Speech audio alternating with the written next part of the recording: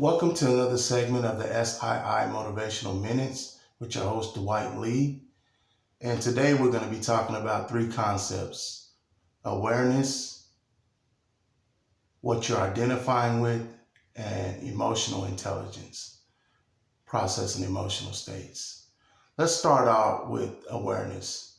Awareness is a state of being conscious of something and knowledge or perception of a fact or event. So I want you to become the observer and observe what you are aware of or what you are holding in consciousness. Why is this important? This is important because the outcomes and results that you are experiencing is in direct reflection to what you are holding in consciousness.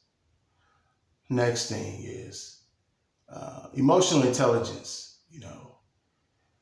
When you experience something, especially if it's contrary, do you react or do you process the data and respond? Well, what I'm asking you is, do you process the information that you're taking in and then respond? Because this makes a difference. It makes a huge difference. If you just react because you experience an event that's contrary, you put yourself in a cycle, in a loop where you're going to attract more experiences like that at some point based upon your reaction. But if you take in the information, calm yourself down, process the information, and respond, you give yourself other potentialities and possibilities. What do I mean by that? If you have the positive mental attitude and you look at it as, hey, what has this come to teach me?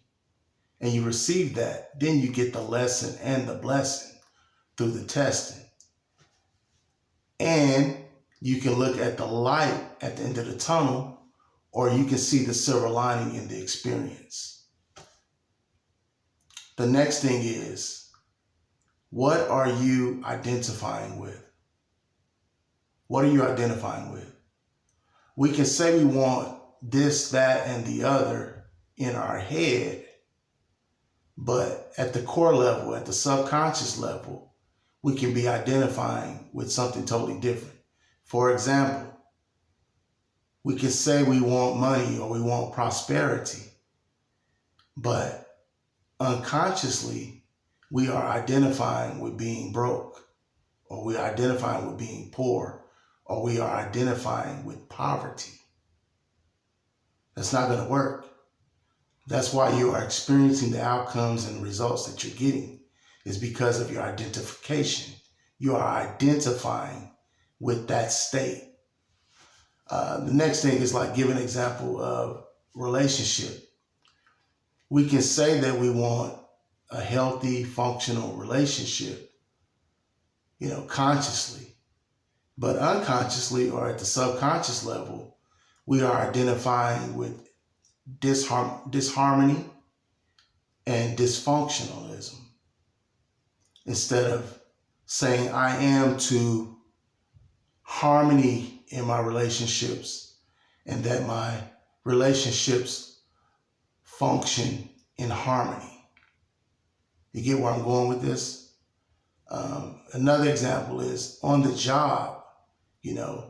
We're saying we want a raise or we want a promotion, but are we prepared to take on more responsibility? Are we prepared to have more harmonious relationships with our coworkers and our supervisors and the lead manager? See, we're saying one thing in our head, but subconsciously we are inviting disharmony and remaining in the same position with the complaining. But we could say I am to harmony, growth and advancement for everyone, goodwill towards all coworkers and supervisors, and be in the mindset and the attitude of gratitude. Then we begin to position ourselves with the understanding that we will be taking on more responsibility and that we should express more higher quality of work, then we have positioned ourselves for the increase or for the promotion. I hope this has been of value to you. We've been live on the SII Motivational Minutes, and we've been talking about awareness, what awareness is, and becoming the observer and observing what we are aware of and what we're holding in consciousness. And then emotional intelligence. Are we reacting or are we processing the information and intelligently responding? And then the last thing is, what are we identifying with? What are we saying I am to? This is the end of this segment of the SII Motivational Minutes with your host, Dwight Lee. I'll leave you with this quote by Paracelsus because it's so powerful. The human spirit is so great a thing, could we rightly comprehend the mind of man, nothing will be impossible.